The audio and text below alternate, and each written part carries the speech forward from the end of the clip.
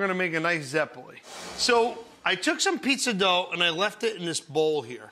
I added a little bit of water to it to make it a little bit more watery. And you could see how that dough doubled in size, right?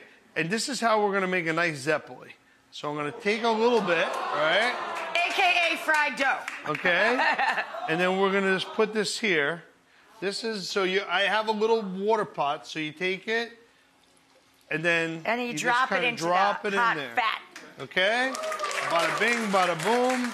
You could roll these in cinnamon sugar. We're gonna do it Hoboken style. Let's do some powdered sugar and brown. You know, old school, Rach. You know how we like it. All right, that's how we're gonna do it. And let me do one more here. And I think we got that. And now I'm just gonna kind of fry these guys up. You know, you wanna flip it. But who doesn't like a Zeppole? You want me to dump these into the Yeah, dump in it. Help me out, Rach. You're making me do all the work today. I'm just getting out of your way, man. You're the boss. But this brings me back to being a child going to the feast in Hoboken. Going to the feast, exactly. Right? You know, and... My sister makes these for us, too. Going to La Donna de Mat in Hoboken.